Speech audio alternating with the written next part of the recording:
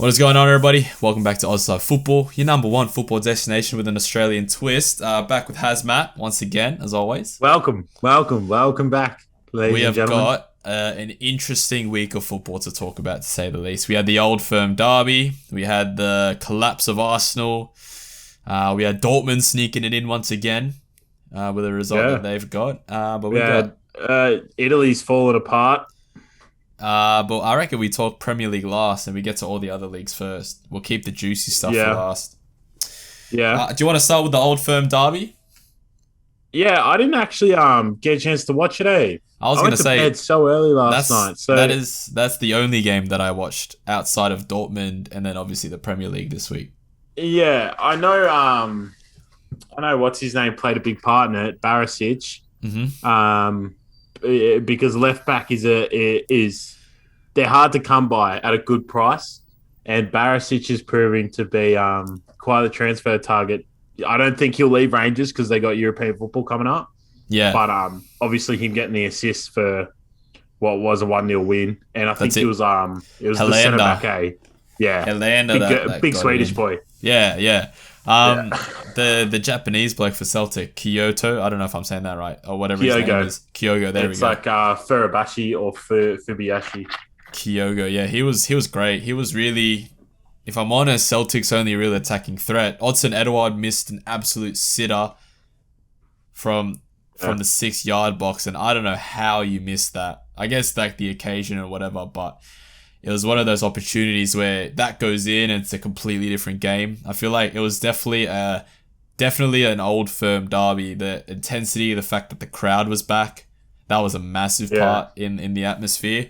And I don't think Celtic fans should be too worried because their club's going through a rebuild with old Ange.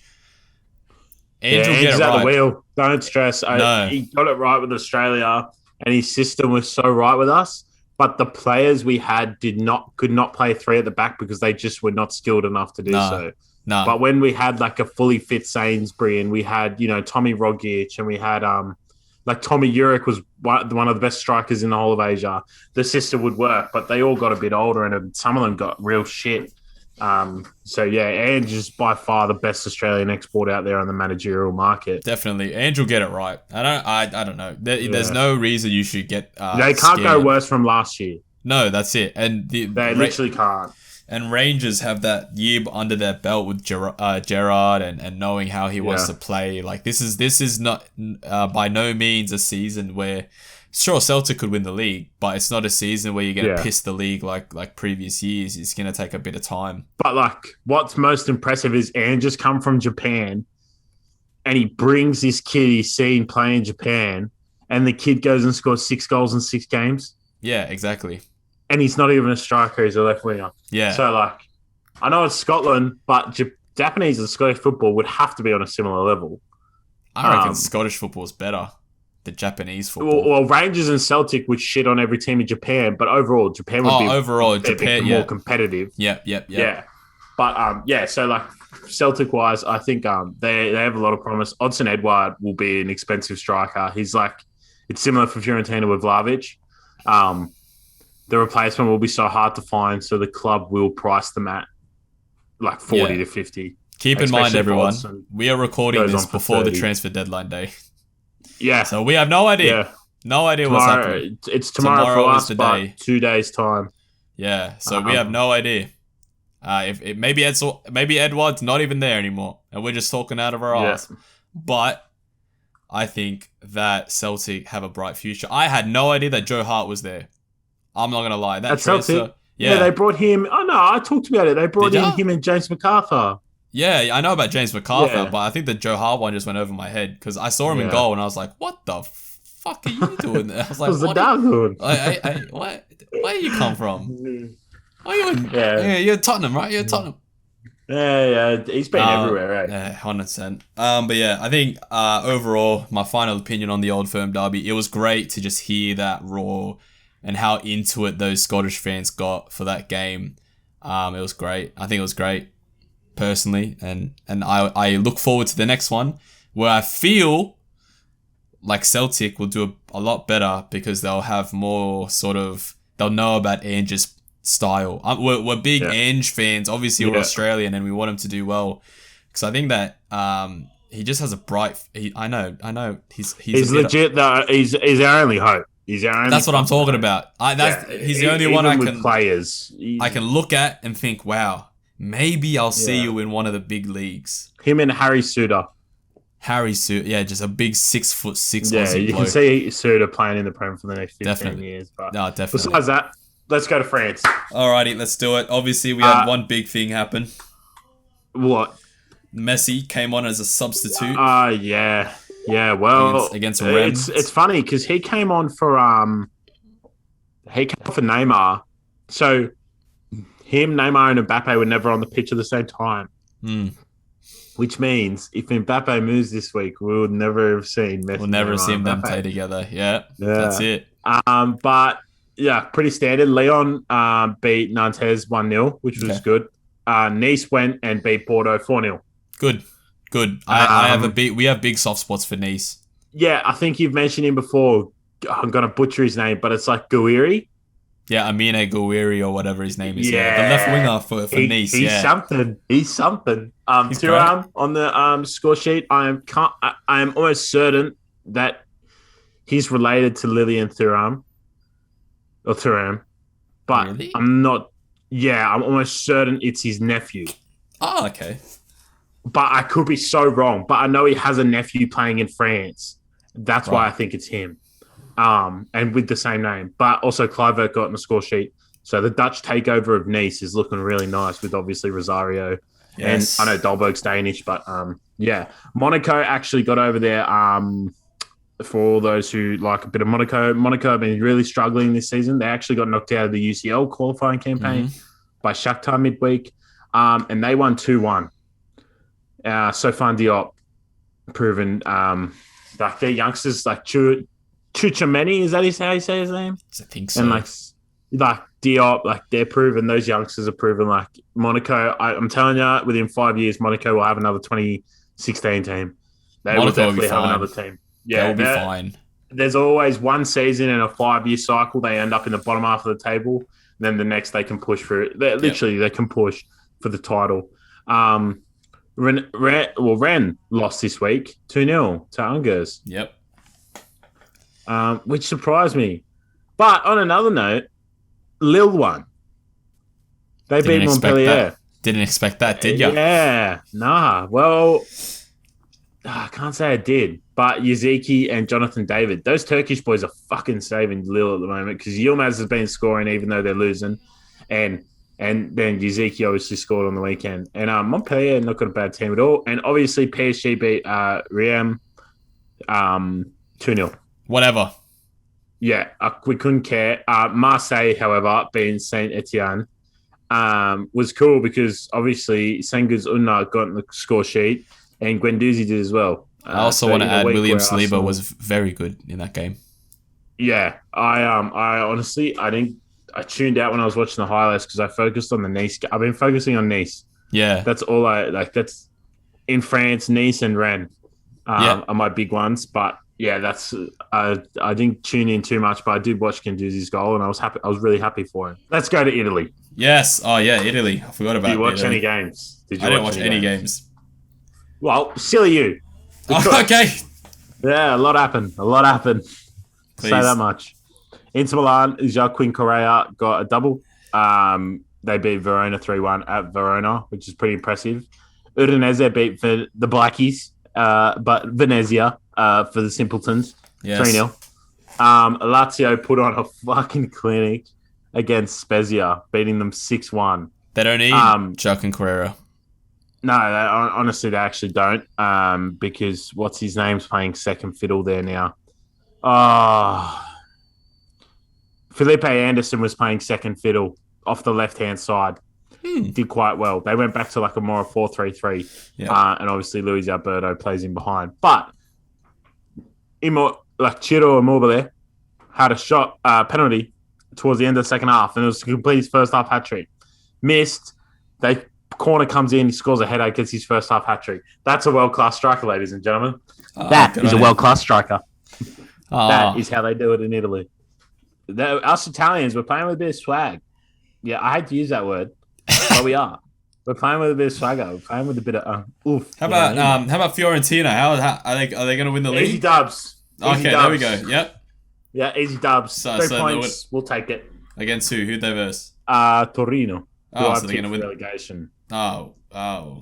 Yeah, but the promising thing about us is Vlahovic scored and went nut. Like Vlahovic doesn't really like celebrate in a sense of like he acts like staunch, but like he acts staunch and then he just ran straight to the new manager, Italiano. So good sign. As a Fiorentina fan, you start to read into that shit when your star boy is rumored to be going other places.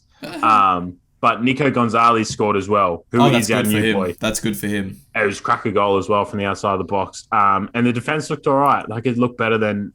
Did Nastasic play? No, can't remember, because I can't lie, people. This is what you got to understand about Australians. On a Saturday night, the earliest Prem game starts at 9:30. The primetime games in Europe are being played at 5 a.m. So I'm watching 9:30 p.m. through to 5 a.m. Bear in mind, I worked all day. So I couldn't tell you who's on the pitch, even when my own team's playing. It gets that bad because I'm half asleep just hearing the commentary. But I think more importantly, we had Terracano in goals, which is a bit concerning, but it was because Strakovski of course, got injured and whatnot. But the highlight, and Fiorentina wasn't on the TV, so I had a radio on, like just audio, and had to rely on the highlights because I literally couldn't watch it anywhere else. But Juve Empoli was on the TV, and Empoli went to Juve and beat them 1-0. So Juve had fucking awesome. But Juve had the first 2 games of the season at home, and they've only picked up a point. Yeah, good. Yeah, so... Ronnie's shaking them to their core. Yeah, so Lazio, to be expected, but Lazio, Inter, Roma, Milan, and Napoli are all on 6 points. And Bologna drew with Atalanta, which was surprising. Was Atalanta not at full strength? No, it was fairly strange. Like, there wasn't much missing, to be honest. Good on Bologna, Same team then. could go and beat Juve. Yeah, it's just a decent like side put out by them. I like that Roma, Inter is still going strength to strength, even though they lost Lukaku, lost Hakimi. Yeah. Well, the Dumfries, fuck, man. Imagine if every club signed like they did instead of buying, like, no offense to Grealish, but it shows what like City could do with 100 million, eh? Don't talk to me about Dumfries. I'm still mad about that. No, but you know what I mean? Like, yeah, I know what you mean. Yeah. Just shows what you can do. You can get an old striker on free. Italians love fucking 35-year-old striker. You go get Joaquin Correa for 25 million, get him on loan first. You go get Dumfries for like 15 odd. Both who are close to Everton, and I'm mad. Yeah, and like what? And I really like Inter. 3 players in there that can. Those 3 players can literally be a part of a UCL winning team. They walk into Arsenal. They walk into Arsenal right now. Every single one of them. They're walking to Tottenham right now. They're walking to Everton right now. Leicester right now. The only reason Dzeko wouldn't walk into Tottenham because they play Dzeko would not. Top. Yeah. But Joaquin Correa and Dumfries walk into literally almost every team in the Premier League. I reckon besides the top 4. Besides Liverpool, Chelsea, United, and City, I reckon those guys walk into those clubs. Yeah. So shows what a bit of business does. Roma beat, I can't say the name, but Salernitana. Mm-hmm. They beat them 4-0. Abraham getting a lot of confidence and looking good. I said he was going to tear up. I reckon he's going to do fantastic in Italy. He'll do great. Yeah. And looking good. He just looks confident. And we all know that a confident striker under Jose Mourinho, no matter their past, future, or present, they will deliver whilst playing for Jose. Scores goals. But I'm not sure if you watched it, but AC Milan Cagliari highlights. No, I didn't. Oh man, clinic A, some cracker goals. Giroud with 2. Yeah, Giroud with 2. Tonali with a beautiful free kick. And it was going to be a problem because Hakan Calhanoglu obviously joined Inter. Yeah. So everyone was like, Milan are not a threat off set pieces. And Tonali just rocks up today and puts one top corner. So, yeah, it was a good game to watch. Teo Hernandez is arguably the best player in Serie A. Wow. Teo Hernandez is arguably the best player in the Serie A, man. I'm surprised he's not linked with a move to like what, but who? Yeah. City. Nah. But not. This is what I'm saying. Good players can stay at their clubs. That's what I'm saying. Yeah. And he can, if he stays at AC Milan, like Brahim Diaz has turned into a fucking nice little player. Tonali's world class. Mike Magnon's world class on his day. Tomori's going to be world class. Like, they got a nice little team building here. AC Milan are coming back. Redbridge is I reckon they're coming back. Yeah, for sure. Same with Inter. Inter. It's crazy how well, like you just said, it's crazy how well Inter have managed this financial crisis. You wouldn't even know they're in one. Yeah. Napoli beat Genoa as well. Sassuolo and Sampdoria, who I always think are the same club, they drew 0-0. And that's about it, really, on an Italian front. For the Bundesliga-wise, did you watch the game this morning? I did not watch the game this morning. I only watched the Dortmund game. Right. Wolfsburg have a nice team. I'm going to say that much. They beat RB Leipzig 1-0, and I'll say that much. Joshua Lacroix, Castells, Roussillon, Riddle Baku. Yeah, that's it. That's who I was thinking of. Wout Weghorst, Stefan. Stefan's an old bloke. He's been around since I've been watching football, but fuck, he does a decent job. And yeah, they just got it done, didn't they? Like, Baku's seamlessly transitioned into that right wing, really, or to right attacking side. He can play anywhere, and I love him. Yeah. But he got, like, for people that don't know, he was voted like best right back in Germany last year. Good bloody player, that kid. Yeah, he's like 25. You reckon he's come to fruition late? I reckon, yeah. He's a bit of a late bloomer, but he's bloody brilliant. He can play anywhere. Yeah, well, that's good for Wolfsburg because that brings the price down a bit, or increases it. Yeah, and it's either or. It depends on what the club's looking for. But Wolfsburg are the only team that are 3 from 3. Leverkusen, Bayern, and Freiburg are also on two wins, 1 draw. But Wolfsburg are the only ones on 3 from 3. So yeah, it looks good over there, man. Wolfsburg. Leipzig again, just not Leipzig. It's a bit hard after losing Nagelsmann, isn't it? Yeah.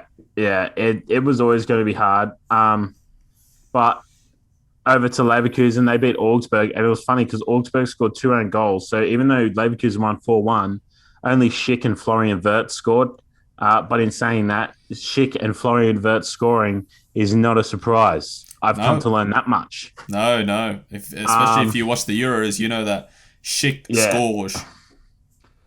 And funnily enough, Freiburg, to get their win this week, had to beat a Stuttgart at home. Well, Freiburg has done quite well this season to start off with. Yeah, there's always going to be a good starter team. It is what it is. Like I said, you don't make judgments till January, etc., etc. Mainz beat Firth 3-0, no surprise. But Arminia 1-1 with Eintracht Frankfurt. And then Bayern disposed of Hertha 5-0. That's what we don't like about the Bundesliga. I know City fucking smashed my team 5-0, but Hertha are meant to be a top 6 club in Germany. And I know I'm being like hypocritical, but Arsenal are legit in trenches right now. Whereas Hertha have got a decent strength side. Squad. Yeah, so 5-0 is a bit too common for that type of stuff.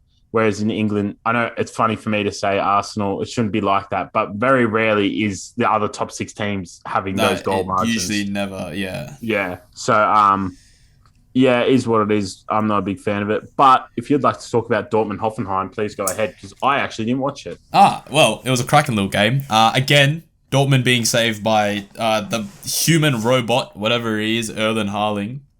He is just a freak, man. He is an absolute... What a humanoid. He is not human. And every time I watch Dortmund, and this is the reason why I watch Dortmund games, to watch that man.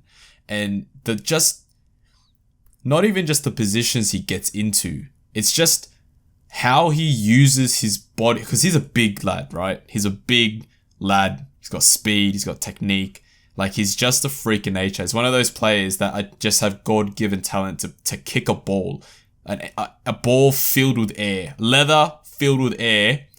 He's been given that God-given talent where I'm sitting in front of a camera talking about him. Yeah, but we're happy to do that. Exactly. We are happy to do that. I'm happy to watch him play. It was just Dortmund. The only thing, right, is that they did get saved by that last-minute goal. And for a large period of that game, at least from what I was watching, could have gone either way. And it just so happened to go Dortmund's way. That's my thing with Dortmund, is that they're not beating teams convincingly. Again, it's early doors, but all I'm saying... So young. Yeah, that's it. Fuck, man. We're 21 and the world considers us babies, and all these blokes that we're watching score 21. Are younger than us. They're legit younger than us. Exactly. Bellingham's got 3 years on me, and I think I'm a young person. Bellingham's and Bellingham's got a retired jersey. What do we have? I retired my McDonald's uniform about 4 years ago. That's about it. And Krispy Kreme. I got. Yeah, But Bellingham, from the other games I've watched at Dortmund, is like, no matter what the score is and how shit they're playing, he'll have an output. Even when Haaland has gone missing for a bit. And it seems in this game he had similar. I think it was a goal and an assist. Yeah. And that's exactly it. Bellingham is a very much one of those players that is coming to age. And another Sancho, right? Young kid, English, goes to Germany, comes of age, matures in Germany. But I don't see him leaving, eh? Really? I don't see him leaving. Whoa. I'm telling you, if Haaland stays, they'll keep the whole thing moving. Well, that's what it comes Dortmund. down to. It was like Dortmund back in the day. It was when Lewandowski left, the whole thing started collapsing. You know what'll be the worst thing? Haaland goes to Bayern. Well, we'll save this for Friday because it could be true by then, but they think Bayern's buying Sabitzer for £17 million. That's ridiculous. That's fucked. Anyway, it's the club's fault now, I reckon. If you don't want Bayern to be like that, don't sell to them. That's exactly clubs in England, Italy, Spain, that'll want your players. Mm-hmm. Nonetheless. Don't sell to Bayern. Nonetheless, Bayern are a very young team. And again, they're going to be one of those teams that will only get better as they grow in age. And I think, again, like you said, Haaland stays, that team stays together. You'll keep your Gio Reyners, you'll keep your Jude Bellinghams. And then you have your older guys like Hummels and Royce. Sorry, I don't know why that didn't come out of my mouth. To sort of give that experience and leadership to those young guys. But yeah, I think the best thing for football, Haaland signs an extension to his contract next year or before the end of this season so that his release clause goes away and that team just grows together and just creates a black and yellow wall around Germany than the rest of the world, because that would be great. I did see Daniel Marlin played a bit. He did, yeah. He's going to be one of those players. Yeah, that's what. Yeah, he's just going to adjust. It's like the pie. So different, different coming from the Eredivisie to the Bundesliga. Completely different. They take a minute, but trust me, the Dutch are fine wine. They go well into their 30s. We saw with Robin, Van Persie, even Depay. He went to England at a really young age. Everyone thought he was shit. He ends up going to Lyon, and everyone was like, "What the hell?" Teared it up, yeah. And he's like a ridiculous. He was a monster at Lyon. I'm telling you, if he had the same form at Lyon as he did at the top 6 club in the Premier, he'd be touted as one of the best in the world. What he did at Lyon was ridiculous. His output. Now he's at Barca, and everyone's going, "This guy shits on Griezmann." This guy's dead set shits on Griezmann. There's not even a competition of how good these guys are. So, same with Daniel Marlin. He'll be fine. And I saw Axel Witsel went back to his centre-back days. Witsel, I don't think he's going to stay at Bayern. I hope he does. I love him. I don't think he's staying at Dortmund. I like him. That's all I'll say. Yeah, look, that's enough about Dortmund. I just think the young guys will mature with age. They got saved by Haaland again, and they're going to have this 2 weeks to sort of work on it together. Because think about it, right? Dortmund without Sancho, you're losing all of those goal contributions, right? You're losing what he brings to the team. So it's up to everyone else that's still there to bring that. And it's going to come from not just one person now. It's going to come from Jude Bellingham, from Gio Reyna, from Haaland himself. Come from more. Yeah. So there's got to find a way to replace Sancho with what they've already got, and they'll be fine. They'll be absolutely fine. They're gonna win the lot. Yep. Are we gonna do La Liga? Do we even care about? I didn't see much in the La Liga. I can't lie, everyone. I have a huge uni assignment due this Friday, so I didn't get to watch as much football as I'd like. But The only game I only watched Real Madrid highlights. So I watched Atletico Villarreal this morning. It's funny because Unai Emery hasn't beaten Simeone at all, or hasn't beaten him in like around 7-8 years. Yeah. And Villarreal played fucking out of their skin, and so did Atletico. Atletico just didn't put their chances away. Villarreal coming into the 96th minute with 2-1 up. Ball comes over the top, and Mandy goes to head it back to Rulli, and Rulli's well out of his goal, and he scores an own goal header from outside the box. Made it 2-2. So Atletico steal the point. Yeah, it was good to watch. Obviously, you don't want to see own goals like that, but in a sense, shared points would definitely deserve. But what's his name? Groenveld? Danjuma. I'm just going to call him Danjuma. Danjuma from Bournemouth. Bournemouth. He scored a cracker for Villarreal, and he looked really good off the bench for them. So in terms of La Liga, we're big fans of Villarreal and Atletico, and Sevilla got a draw. I only watch Real Madrid because every time I watch Real Madrid, I just want them to lose. Yeah. Purely because I'm a sadistic fuck that wants Carlo Ancelotti to experience nothing but eternal pain. But that's besides the point. That's fair. Well, Sevilla got a draw against Elche, if that's any consolation. Ah. So, yeah. Then. Football, yeah. Yeah. I guess we do the big talk. Yeah. I guess we do the Premier League. Here we come. Maybe we save the old Arsenal for last. And talk about everyone else. It doesn't matter. Like, first of all, thank you for everyone that joined the live stream or watched it. That was well good. I ended up looking at it. We had over because the first one ended after an hour just automatically. But that one had 75, and then the next one had 40 different viewers. So we ended up having 115 different viewers. Maybe we do more. Maybe we do more. TikTok, we can't live stream until we got 1,000 followers. I think we've only got like fucking 100. So fuck all. You have to have 1,000 followers to go live on. That's stupid. Whatever. TikTok, fix up. You'd think live would be offered to more people so they could get more followers, but that's it. Oh, whatever. You know what? I'm not gonna complain. Who cares? No. Let's go everywhere else. A lot of draws this weekend. I'd like to talk about the game I watched. Besides Mr. Mikel Antonio. No, I'm not going to say the rest of that sentence. But I watched West Ham Crystal Palace. One thing's clear: Conor Gallagher is going to be an absolute superstar and will easily fit into that Chelsea system, just as Billy Gilmore will. Mm-hmm.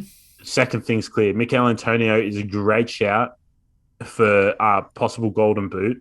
And your FPL team, get him before his price goes up. Saeed Benrahma and Fornals are really in their moment. And what is certain is Zuma, I think, should replace Ogbonna more than Dawson. Really? Personal. That's personal. I love Zuma. I think Dawson's playing really well, and Gallagher scored on Dawson. Don't get me wrong, but like Dawson's, I feel like is quite comfortable on the ball, and Big Kurt, I think, would just complement Dawson well. But saying that, Kurt and Ogbonna, in terms of pure fucking physicality, they're gonna old style mash attacks. Yeah, that's 100%. Fine. But from a West Ham perspective, Diop, Ogbonna, Zuma, Dawson, you have plenty of European depth there now as well. Great. At centre back, and Zuma, at least you have one centre back that is proper class. He is your number one first choice. He's going to be in there, and he's going to be great. Paid a lot for him. Hey, they paid a lot for him. Fuck it, a lot more than I expected. West Ham, no, for sure, I agree. Like, pay that much. Just a lot more than I expected West Ham to fork out for a centre back. But I'm happy West Ham pay it for him. I love that. He smiles. Awesome. He just smiles. Yeah. From a Palace perspective, they'll be fine. Patrick Vieira is going to get them playing the way he wants them to play. Well, they brought in Will Hughes, which will help in that midfield. Yeah, and it was very, very... so what I found interesting in that game was that they sort of went for the win, and they didn't just take the point. Yeah, both teams went for it. Yeah, and Palace especially, because if that was under Roy Hodgson, I don't know when it was. I think it was like the closing stages of the game. They got the ball through a throw-in, and they didn't just take it to the corner and held it there. They sort of tried to get it up the pitch and like score a goal. And that's very evident on that. Patrick Vieira wants them to win games of football and not just like consolidate with getting 40 points and survive the relegation. So I think Palace will be fine. And bro, that Gallagher goal where he like takes it and then sort of chops it in. Cruyff turn. It was a Cruyff just, turn in a 6-yard box. In a 6-yard, ridiculous. Who gives you the right to do that? Bloody footballers. What was I going to say is Mark Gui and Joachim Andersen, they are so like young and new to each other. They actually look quite all right. For a centre back pairing, to go to a team like West Ham, who are top 8 teams in the comp, top 6 on their day easily, to go there and like play the way they did. Like Joachim Andersen was really unlucky on that high ball because Antonio thought it was going over, and so did Anderson, but it hit Anderson in the back and then just fell for Antonio. And Antonio whacked it. But that was a game I watched. Because I was watching Goal Rush. So if anyone doesn't know what Goal Rush is on Optus Sport, it means you watch the main game when the 5 games are on, and then they show the goals. Obviously, Everton and Brighton came up a fair bit. Did you want to talk about that? Yeah. I'll talk about Everton. It was probably our best performance of the season so far. It was a very, very, very professional performance. It's one of those games where you can't say it's professional when Richarlison acts like that. Oh, well, we'll get to that. I'm just saying, as a whole, it's one of those games where you look at it and you're like, there's a game plan. You know what they're going to do. You stopped it from happening. You scored goals. If you score more goals than the other team, you win the game. That's all we did. Yeah, scored goals. From a Brighton perspective, their problem is they don't have a left back or a right back. I think Tarek Lampard is still injured, and I don't know who plays left back for them. But the problem Dan Burn was at fault for the Demarai Gray thing. Yeah, well, they had 4 centre backs across the back 4, so you were never gonna have like left and right backs. Expansive football. Never gonna have an expense. Yeah. They don't have it. Yeah, exactly. That's exactly it. So for a lot of the time, all they did was go pass, back to left back, pass, back to left back. It was very predictable. It allowed us, Everton, to get back into formation and deal with whatever they did. That being said, Basuma is amazing, and Arsenal should sign him because Basuma is amazing. He was destroying us in the first 20 minutes. He tailed off towards the end, but he's a very good footballer and he knows how to kick a ball. I think would you sign for Arsenal? I think he would pair very nicely.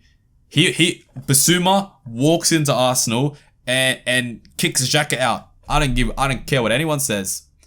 He is that good. He is immense. And just watching him for 90 minutes just sort of did that for me. I think Brighton will be fine.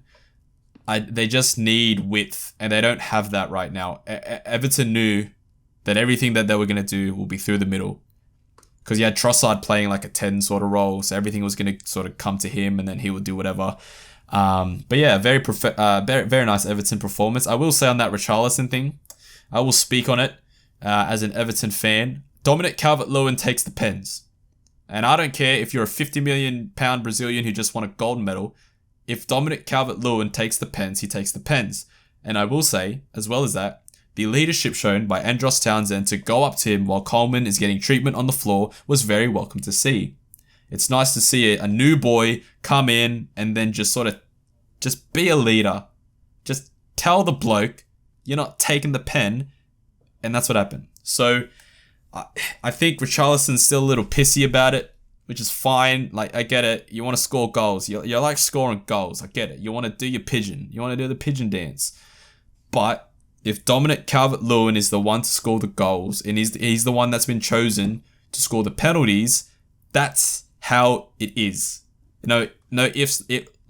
So Harry, if we were on a 5-a-side team, we get a pen, and you're great at pens, and I'm shocking at pens, but I'm like, I want to take this pen.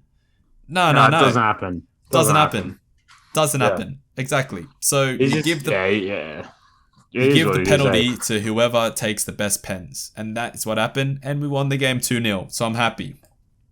And we had a game plan, people. A game plan. Imagine that. Is there any other games that you sort of wanted to talk about? Do you really care about Liverpool, Chelsea? I didn't watch it. I fell asleep. And then I woke up at 4:45 for Fiorentina. Yeah, no, I didn't really care for that game. Like, there was Chelsea were 10 men.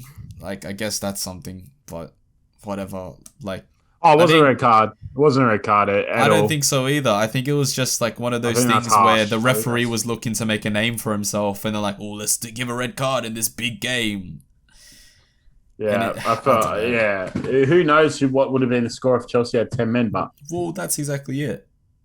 But I did think Norwich were unlucky against Leicester. Yeah, well, look, again, Norwich is one of those teams we talk about all the time. Bouncy trampoline teams that go up and down and up and down. They have some pretty good players, might I say. Yeah, well, they look good. I think they'll be fine. I think Norwich will be fine, but I also don't think they'll be fine. You never know with them. Well, even the Norwich CEO said you can't argue that we aren't the top 24 teams in England. Like in England, yeah. Yeah. Well, they are. You can't argue that at all. And they're doing well at replacing figures as they go along. But yeah, Leicester are doing what needs to be done. No matter how hard it is. That is what they need to do. To beat those smaller teams. Yeah. In that 90 minutes, you just need to beat them 2-1 and you get rid of them because they are Norwich are always going to lose to like Burnley and shit. It's when they rock up against City, Leicester, Arsenal, United. That's where they get their little 3 points from because they pump themselves up to a point where you can't stop them. Yep. But Brentford Villa, Ivan Toney getting a goal, but they're scoring a worldie. It's good to see. Good on him. I will say, did you watch Burnley Leeds? No, I didn't. I saw the highlights, and Leeds had one shot on target. I was going to say Burnley should have won that game. And I will pose this question to you. Have Leeds been found out? Is this second season syndrome, is it? No, not at all. It's one game, bro. It's one game. I don't know. In the same thing you're saying, right? Yes. This is what I'm saying. Leeds have a shit game. They have one shot on target. They come away with a point away from home. What more can you ask for? But it's Burnley. Still, Burnley's hard to verse at home. I guess, but I feel like Leeds need to be beating Burnley. Same way we look at Leicester having to beat the lower teams. I understand, right? But it's one game, and they have one shot on target. I'm telling you, Bielsa does Bielsa ball. It'll work. It'll work. You got to wait for Junior Firpo to soak in. You got to wait for other signings to soak in. And once they are there, they will be there to play. Rafinha looks like he could be on. Oh, he is class. Yeah. He is class. Yeah. I don't think Leeds they got a win, didn't they? They don't have a win. Or maybe they do. No, they don't. Because they lost to United, they drew against us, and then they drew against Burnley. Yeah, there's no problem with 2 draws and a loss in your first game. That doesn't get any easier for them, though. They got Liverpool next. Yeah. Well, I wouldn't worry if I was them. They have signings coming in. I know they do because they gotten rid of Alioski, they got rid of Poveda, and they got rid of Barry Douglas and Kiko Casilla. So I know they have signings coming in. Something's coming. Yeah, there's something else coming, and you won't be able to tell what it is until it's here.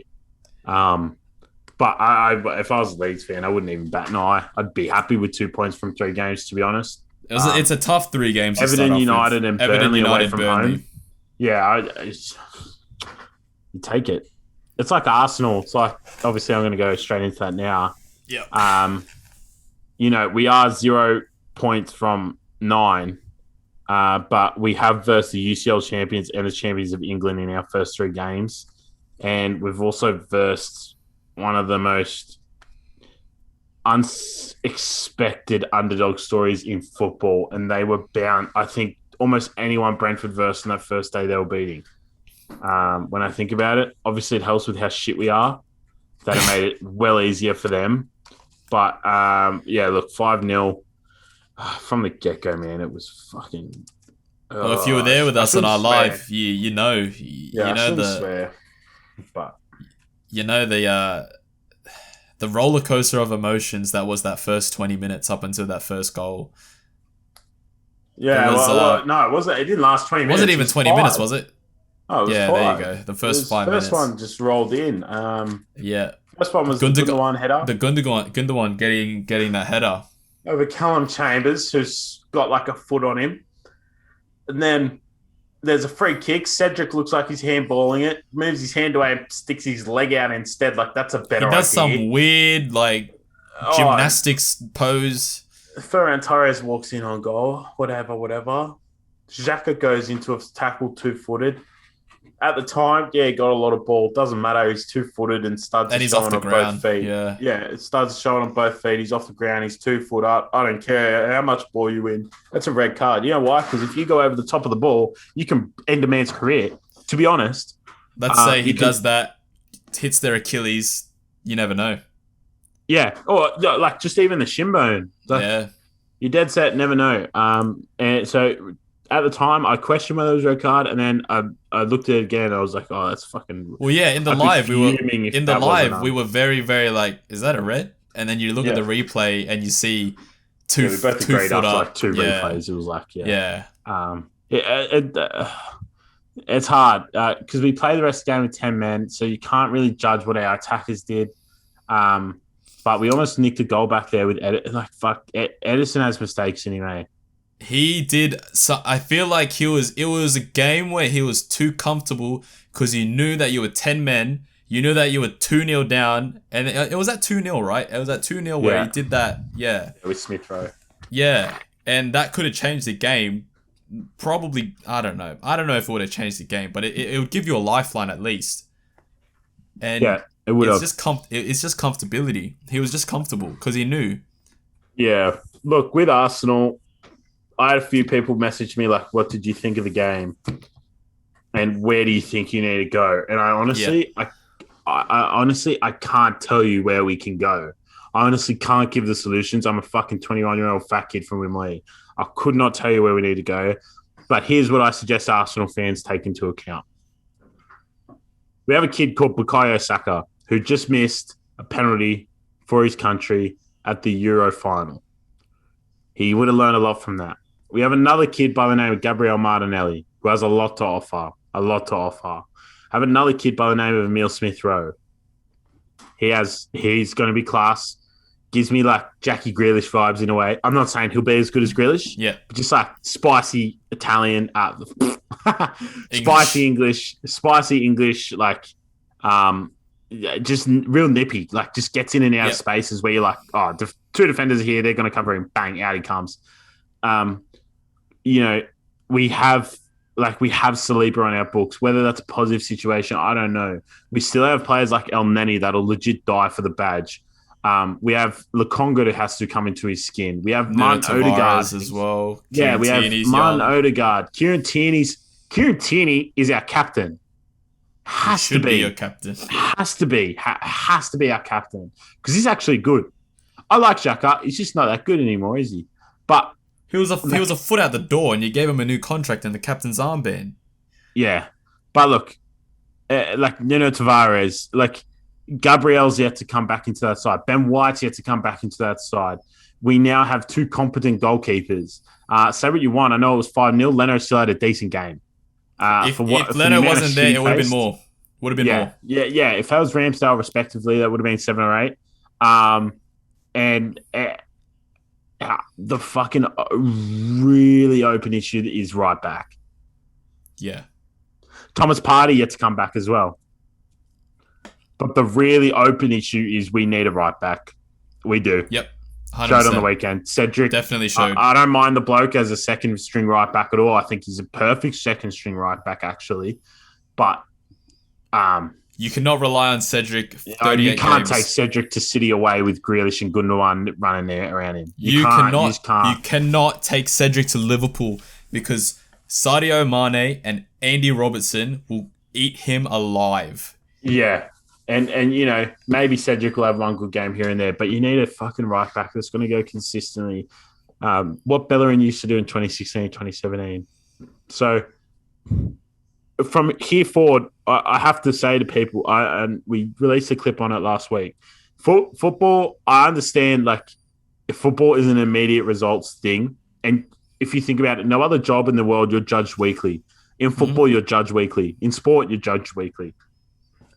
But Arsenal fans have to know that the talent we have at the club is worthy enough of sticking around for how shit this period could be. Arteta is not leaving.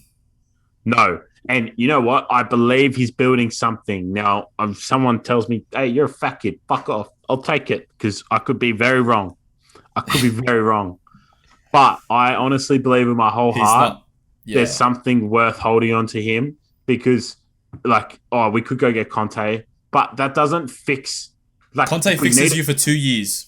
Yeah, this is what I'm saying. We need to fix the club. You have to fix the philosophy. You have to fix the foundations. Like, Conte is a temporary solution. And people go, oh, maybe Allegri. Nah, fuck Allegri. He's fucking destroying Juve as we speak.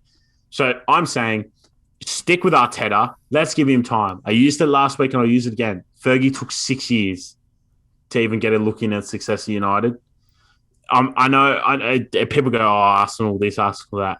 Fuck, if we finish top 8, I'm sweet. As long as we play kids and we have Gabriel and Ben White next to each other. Yeah, and we get it like a style of every week. I know we're going in with, all right, are we going to play a back 5? Okay, at least that means Tierney can go have a run up front. Or are we going to play a back 4? That means Tierney is going to defend. It means Gabriel, Ben White next to each other, and at right back remains to be seen. But I think, I think it is promising in the sense of, like, people go, oh, we have no creative midfield or whatever. What the fuck is Odegaard and Smith Rowe meant to fucking do when we don't have 11 players? You don't have a DM. We didn't even have 11 players on the pitch on the weekend. So, like, what do you want them to do? We didn't have any of the ball. Saying that, City and stuff are clear. Like, just they're ridiculous. Far clear. They don't need a striker. That proved they don't need a striker. Yeah, but Ferran Torres, what a player. I like him. Ferran Torres can play anywhere across that front three, and that's what's dangerous. Yeah.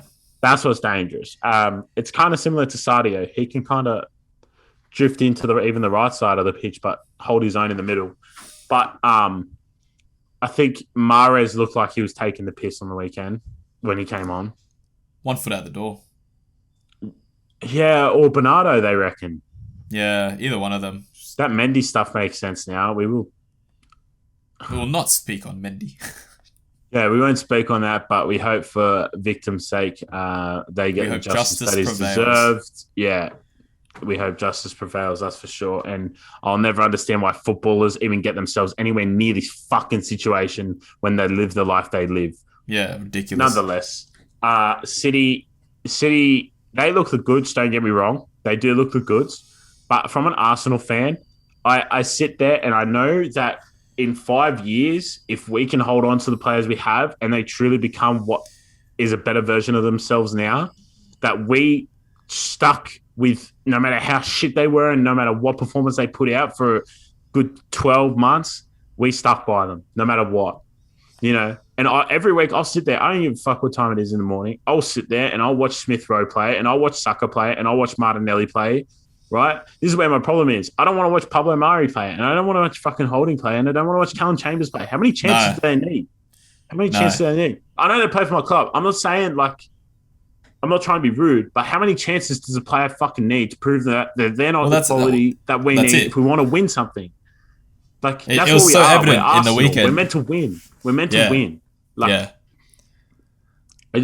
it's clear the defense is what needs bolstering. Thomas Partey just has to be in the fucking team, eh? The problem on the weekend, I was going to say, the problem on the weekend is that Smith, I said it so many times in the live, why is Smith Rowe playing DM? And why is Granit Xhaka the one to adventure around the pitch?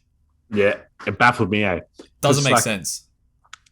What baffled me even more is, like, as a DM, and I'm even taught this in, like, I play all age threes in the European football comp, right? Where my centre back has the ball, go short, have your back to the goal, not your own goal, have your back to the goal you're attacking, and then your defenders move and you open up the play and you hold the possession. Xhaka didn't fucking do that at all. No. Even though it was only 20 minutes, he did not even look like doing that. Smith Rowe is the only one who did it once or twice. Odegaard did it as well. And Smith Rowe is your creator. He's the one that's meant to make things happen in the other third of the pitch. Yeah. But look, I can't fault people. I saw videos people yelling at Aubrey and Lacazette to chase. I don't think you understand how fucked it is when it's literally 1v4 out there. It's literally if they get the ball, there's 4 defenders plus midfielders chasing them, and then you expect them to sprint to 4 defenders plus a goalie holding the ball. They've got to hold a formation. We're lucky we kept it to 5. That could honestly touch 10 if you wanted your players. Could have been a ridiculous, we were lucky we kept it to 5, and we did honestly we did all right to keep it to fucking 5 in the end. Considering how we started that game with 11 men, we did well to keep it to 5 and 10. Yeah. So I don't know what you think, but I think with Arsenal, it's like a bittersweet thing. Like as long as those kids are playing, I'm not too fussed.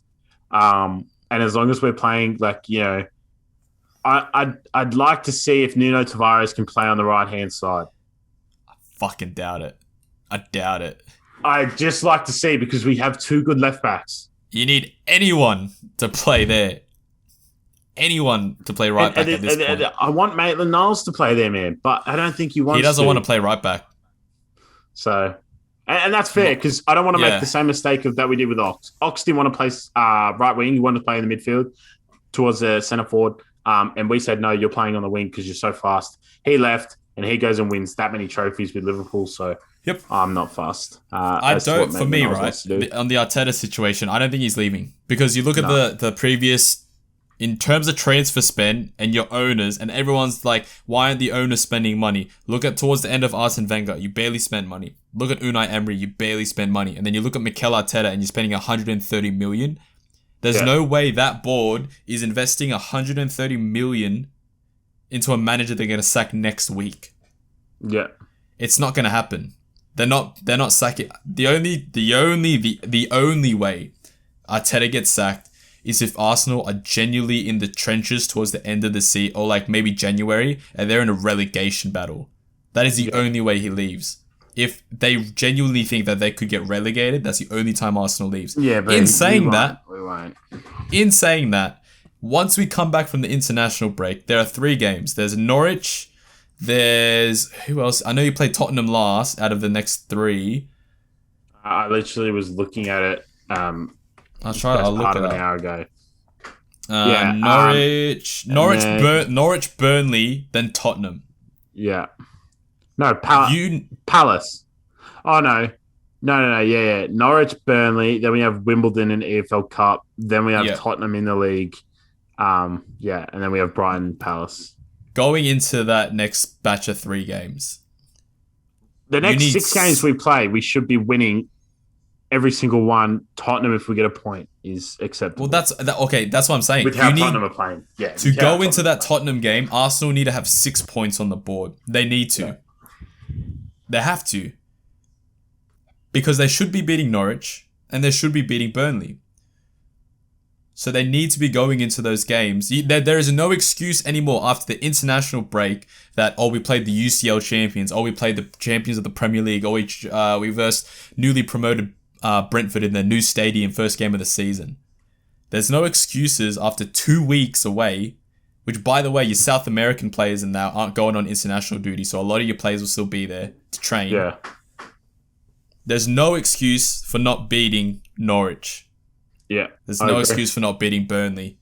Because Arsenal as a club should not be bottom of the table, 0 points, 0 goals scored, 9 conceded. That should not be Arsenal Football Club. Yeah, like I said, I'm not making an excuse type of thing. Brentford's obviously unacceptable. Quite the underdog story. Credit to Brentford, for sure. I love Brentford. But champions of Europe, champions of England, it's never going to be easy. It is a tough. We were unlucky against Chelsea. Man. We were unlucky. We should have done better. The thing that happened at Chelsea is Tierney out of all people, made the mistakes because he didn't trust his centre back. No. So it's an understandable mistake from an Arsenal fan's perspective. What if you play Tavares left back, Tini, Gabriel, Ben White, and then whoever at right back? That was still need a fucking right back. Yeah. But yeah, nonetheless, people. That's Arsenal. Let us know your thoughts.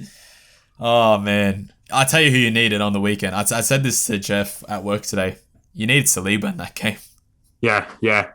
Hey, look, Ben White doesn't let that. Now. I'm telling you, Ben White, for whatever anyone wants to say for him, he does not let that first goal happen. First goal never happens. That never goes over. Gabriel doesn't let that. Gabriel does not let Gundogan get that header. No, that first goal doesn't happen. And they have more confidence on the ball, and we don't start giving away shitty fouls and stuff like that. Nonetheless, I could talk about it for hours, but I don't want to because it'll just drain me. This will be going live on the 31st of August. But for us, it'll be going. But for the Australian audience, the next morning is when the transfer window ends. Day. So Jaden and I will most probably be live on some sort of platform. Can you go extend the period on Instagram to more than an hour? Yeah, I'll try to. Yeah. If you can, we'll be live on Instagram. Yeah. We'll be live somewhere. It'll be 6 in the bloody morning. I won't be awake, but I'll be ready for transfers. Yeah, that's it. Or Jaden will be on Twitch. Or Twitch. And I'll be on Instagram. Yeah, we do that. That could be. I don't know. We'll sort it out tomorrow of what we're gonna do. But anyway, that was Thank you for listening or watching. If you're on Spotify, download, leave a review. Same with Apple and Google. And whatever, and wherever, we're everywhere. And on YouTube, like, comment, and subscribe, please. Stay on side and stay not racist, everybody. Goodbye. Thank you. Girl, I thought you was the realest thing. Stick together, get a real estate, but you fucked around, started playing games. Different lives, but it felt the same. You the reason why I ride this way. Got a rhyme and got a band now. So recently in these past days, I've settled down. Took a while, but I'm settled now. Be around, you know I can't allow. Think of you when you're not around. Now I'm thinking about the checks now.